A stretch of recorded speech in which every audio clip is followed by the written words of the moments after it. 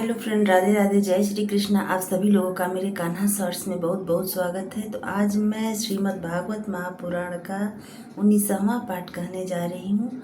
आप लोग please video को ज़रूर देखिएगा और ज़्यादा से ज़्यादा लोगों को शेयर करिएगा और अगर पसंद आए तो चैनल को भी सब्सक्राइब कर लीजिएगा। धन्यवाद। देखिए, मेरे पास कोई माइक वाइक कोई भी कुछ भी नहीं है, बस मैं कथा कहती हूँ और आप लोगों को सुनाती हूँ। आप लोग प्लीज़ ज़रूर सुनिएगा। धन्यवाद। तो चलिए आगे की कथा कहते हैं। अथ कोन विशो अध्याय। परीक्षित का अनशन व्रत और सुखदेव जी का आगमन। इस पाठ में परीक्षित जी का अनशन व्रत है और सुखदेव जी का आगमन। सूत जी कहते हैं, राजधानी में पहुंचने पर राजा परीक्षित को अपने उस निंदनीय कर्म के लिए बड़ा पश्चाताप हुआ। वे अत्यंत उदास हो गए और सोचने लगे, मैंने निरपराध एवं अपना तेज छिपाए हुए ब्राह्मण के साथ अनार्य पुरुषों के समान बड़ा नीच व्यवहार किया। यह बड़े खेद की बात है। अवश्य ही उन महात्मा के अपमान के फलस्वरूप शीघ्र से शीघ्र मुझ पर कोई घोर विपत्ति आवेगी। मैं भी ऐसा ही चाहता हूँ, क्योंकि उससे मेरे पाप का प्रायश्चित हो जाएगा। फिर मैं ऐसा काम करने का दुस्साहस नहीं करूँगा। ब्राह्मणों की क्रोधाग्नि आज ही मेरे राज्य, सेना और मेरे भरे पूरे खजाने को जलाकर खाक कर दे, जिससे फिर कभी मुझ दुष्ट की ब्राह्मण देवता और गौओं के प्रति ऐसी पाप बुद्धि न हो। वे इस प्रकार चिंता कर ही रहे थे कि उन्हें मालूम हुआ ऋषि कुमार के साफ से तक्षक मुझे डसेगा। उन्हें वह धधकती हुई आग के समान तक्षक का डसना बहुत भला मालूम हुआ। उन्होंने सोचा कि बहुत दिनों से मैं संसार में आसक्त हो रहा था, अब मुझे शीघ्र वैराग्य होने का कारण प्राप्त हो गया। वे इस लोक और परलोक के भोगों को तो पहले से ही तुच्छ और त्याज्य समझते थे। अब उनका स्वरूपतः त्याग करके भगवान श्री कृष्ण के चरण कमलों की सेवा को ही सर्वोपरि मानकर आमरण अनशन व्रत लेकर वे गंगा तट पर बैठ गए। गंगा जी का जल भगवान श्री कृष्ण के चरण कमलों का वह पराग लेकर प्रवाहित होता है, जो श्रीमती तुलसी की गंध से मिश्रित है। यही कारण है कि वे लोकपालों के सहित ऊपर नीचे के समस्त लोकों को पवित्र करती है। कौन ऐसा मरणासन्न पुरुष होगा जो उनका सेवन न करेगा। इस प्रकार गंगा जी के तट पर आमरण अनशन का निश्चय करके उन्होंने समस्त आसक्तियों का परित्याग कर दिया और वे मुनियों का व्रत स्वीकार करके अनन्य भाव से श्री कृष्ण के चरण कमलों का ध्यान करने लगे। उस समय त्रिलोकी को पवित्र करने वाले बड़े बड़े महानुभाव ऋषि मुनि अपने शिष्यों के साथ वहां पधारे। संत जन प्रायः तीर्थ यात्रा के बहाने स्वयं उन तीर्थ स्थानों को ही पवित्र करते हैं। उस समय वहां पर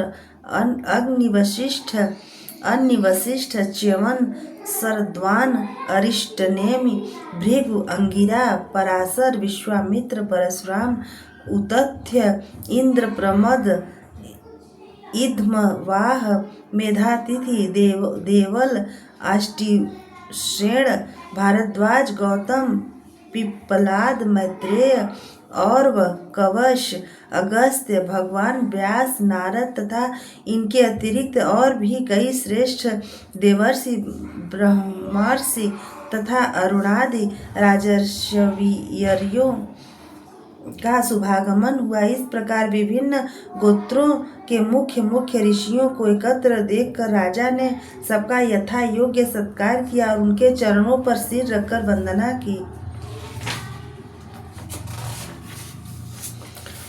जब सब लोग आराम से अपने अपने आसनों पर बैठ गए, तब महाराज परीक्षित ने उन्हें फिर से प्रणाम किया और उनके सामने खड़े होकर शुद्ध हृदय अंजलि बांधकर वे जो कुछ करना चाहते थे उसे सुनाने लगे। राजा परीक्षित ने कहा, अहो, समस्त राजाओं में हम धन्य हैं, धन्यतम हैं, क्योंकि अपने शीतल स्वभाव के कारण हम आप महापुरुषों के कृपा पात्र बन गए हैं।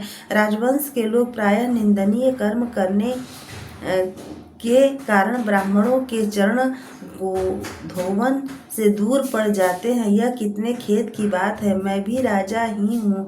निरंतर देह गेह में आसक्त रहने के कारण मैं भी पाप रूप ही हो गया हूँ। इसी से स्वयं भगवान ही ब्राह्मण के शाप के रूप में मुझ पर कृपा करने के लिए पधारे हैं। यह शाप वैराग्य उत्पन्न करने वाला है, क्योंकि इस प्रकार के शाप से संसार सक्त पुरुष भयभीत होकर विरक्त हो जाया करते हैं। ब्राह्मणों, अब मैंने अपने चित्त को भगवान के चरणों में समर्पित कर दिया है। आप लोग और माँ गंगा जी शरणागत जानकर मुझ पर अनुग्रह करें। ब्राह्मण कुमार के शाप से प्रेरित कोई दूसरा कपट से तक्षक का रूप धरकर मुझे डस ले अथवा स्वयं तक्षक आकर डस ले, इसकी मुझे तनिक भी परवाह नहीं है। आप लोग कृपा करके भगवान की रसमयी लीलाओं का गायन करें। मैं आप ब्राह्मणों के चरणों में प्रणाम करके पुनः यही प्रार्थना करता हूँ कि मुझे कर्मवश चाहे जिस योनि में जन्म लेना पड़े, भगवान श्री कृष्ण के चरणों में मेरा अनुराग हो। उनके चरणाश्रित महात्माओं से विशेष प्रीति हो और जगत के समस्त प्राणियों के प्रति मेरी एक सी मैत्री रहे, ऐसा आप आशीर्वाद दीजिए। महाराजा परीक्षित परम धीर थे। वे ऐसा दृढ़ निश्चय करके गंगा जी के दक्षिण तट पर पूर्वाग्र कुशों के आसन पर उत्तर मुख होकर बैठ गए। राजकाज का भार तो उन्होंने पहले ही अपने पुत्र अनमेज को सौंप दिया था। पृथ्वी के एकछत्र सम्राट परीक्षित जब इस प्रकार आमरण अनशन का निश्चय करके बैठ गए, तब आकाश में स्थित देवता लोग बड़े आनंद से उनकी प्रशंसा करते हुए वहां पृथ्वी पर पुष्पों की वर्षा करने लगे तथा उनके नगारे बार बार बजने लगे। सभी उपस्थित महर्षियों ने परीक्षित के निश्चय ही प्रशंसा की और साधु साधु कहकर उनका अनुमोदन किया। ऋषि लोग तो स्वभाव से लोगों पर अनुग्रह की वर्षा करते रहते हैं। यही नहीं, उनकी सारी शक्ति लोग पर कृपा करने के लिए ही होती है। उन लोगों ने भगवान श्री कृष्ण के गुणों से प्रभावित परीक्षित के प्रति उनके अनुरूप वचन कहे। राजर्षि शिरोमणे, भगवान श्री कृष्ण के सेवक और अनुयायी आप पांडुवंशियों के लिए यह कोई आश्चर्य की बात नहीं है, क्योंकि आप लोगों ने भगवान की सन्निधि प्राप्त करने की आकांक्षा से उस राज सिंहासन का एक क्षण में ही परित्याग कर दिया, जिसकी सेवा बड़े बड़े राजा अपने मुकुटों से करते थे। हम सब तब तक यहाँ रहेंगे जब तक ये भगवान के परम भक्त परीक्षित अपने नश्वर शरीर को छोड़कर माया दोष एवं शोक से रहित भगवत धाम में नहीं चले जाते। ऋषियों के यह वचन बड़े ही मधुर, गंभीर, सत्य और समता से युक्त थे। उन्हें सुनकर राजा परीक्षित ने उन योग युक्त मुनियों का अभिनंदन किया और भगवान के मनोहर चरित्र सुनने की इच्छा से ऋषियों से प्रार्थना की। महात्माओं, आप सभी सब ओर से यहाँ पधारे हैं। आप सत्य लोक में रहने वाले मूर्तिमान वेदों के समान हैं। आप लोगों का दूसरों पर अनुग्रह करने के अतिरिक्त जो आपका सहज स्वभाव ही है, इस लोक या परलोक में और कोई स्वार्थ नहीं है। विप्रवरों, आप लोगों पर पूर्ण विश्वास करके मैं अपने कर्तव्य के संबंध में यह पूछने योग्य प्रश्न करता हूँ। आप सभी विद्वान परस्पर विचार करके बतलाइए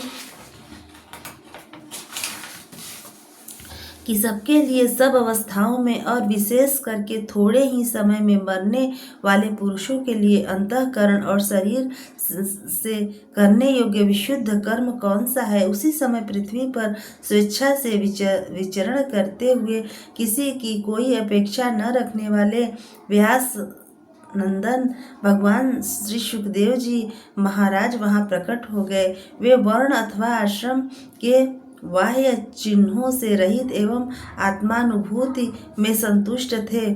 बच्चों एवं और स्त्रियों ने उन्हें घेर रखा था। उनका वेश अवधूत का था। 16 वर्ष की अवस्था थी। चरण, हाथ, जंघा, भुजाएं, कंधे, कपोल और अन्य सब अंग अत्यंत सुकुमार थे। नेत्र बड़े बड़े और मनोहर थे। नासिका कुछ ऊंची थी, कान बराबर थे, सुंदर भौहें थी। इनसे मुख बड़ा ही शोभायमान हो रहा था। गला तो मानो सुंदर शंख ही था। हंसली ढकी हुई थी। छाती चौड़ी और उभरी हुई, नाभि भंवर के समान गहरी और उदर बड़ा ही सुंदर त्रिवली से युक्त था। लंबी लंबी भुजाएं थी। मुख पर घुंघराले बाल बिखरे हुए थे। इस दिगंबर वेश में वे श्रेष्ठ देवताओं के समान तेजस्वी जान पड़ते थे। श्याम रंग था। चित्त को चुराने वाली भरी जवानी थी। वे शरीर की छटा और मधुर मुस्कान से स्त्रियों को सदा ही मनोहर जान पड़ते थे। यद्यपि उन्होंने अपने तेज को छिपा रखा था, फिर भी उनके लक्षण जानने वाले मुनियों ने उन्हें पहचान लिया और वे सब के सब अपने अपने आसन छोड़कर उनके सम्मान के लिए उठ खड़े हुए। राजा परीक्षित ने अतिथि रूप से पधारे हुए श्री सुखदेव जी को सिर झुकाकर प्रणाम किया और उनकी पूजा की। उनके स्वरूप को न जानने वाले बच्चे और स्त्रियां उनकी यह महिमा देखकर वहां से लौट गए। सबके द्वारा सम्मानित होकर श्री सुखदेव जी श्रेष्ठ आसन पर विराजमान हुए। ग्रह, नक्षत्र और तारों से घिरे हुए चंद्रमा के समान ब्रह्मर्षि, देवर्षि और राजर्षियों के समूह से आवृत श्री सुखदेव जी अत्यंत शोभायमान हुए। वास्तव में वे महात्माओं के भी आदरणीय थे।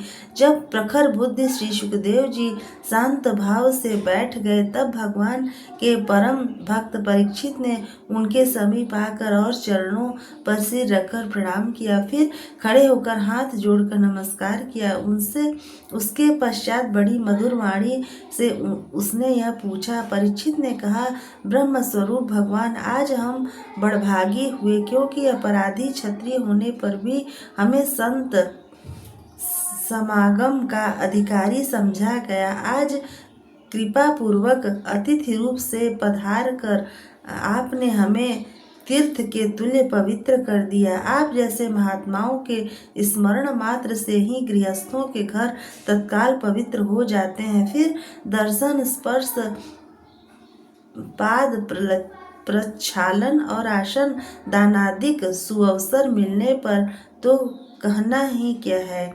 महायोगीन जैसे भगवान विष्णु के समान दैत्य लोग नहीं ठहरते, वैसे ही आपकी सन्निधि से बड़े बड़े पाप भी तुरंत नष्ट हो जाते हैं। अवश्य ही पांडवों के सुहृद भगवान श्री कृष्ण मुझ पर अत्यंत प्रसन्न है। उन्होंने अपने फुफेरे भाइयों की प्रसन्नता के लिए उन्हीं के कुल में उत्पन्न हुए मेरे साथ भी अपनेपन का व्यवहार किया है। भगवान श्री कृष्ण की कृपा न होती तो आप सरीखे एकांत वनवासी अव्यक्त गति परम सिद्ध पुरुष स्वयं पधार कर इस मृत्यु के समय हम जैसे प्रकृति मनुष्य को क्यों दर्शन देते। आप योगियों के परम गुरु हैं, इसलिए मैं आपसे परम सिद्धि के स्वरूप और साधन के संबंध में प्रश्न कर रहा हूँ। जो पुरुष सर्वथा मरणासन है, उसको क्या करना चाहिए।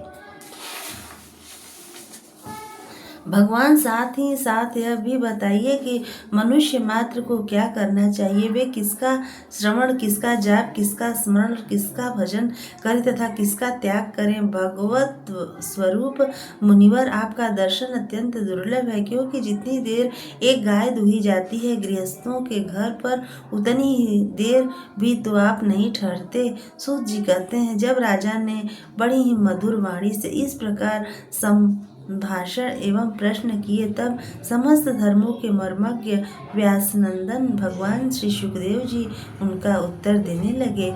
इति श्रीमद्भागवते महापुराणे वैयासिक्यामष्टादशसाहस्रायां पारमहंस्यां संहितायां प्रथमस्कन्धे शुकागमनं नामैकोनविंशो अध्यायः। इति प्रथम स्कंद समाप्तः। हरि ओम तत्सत्।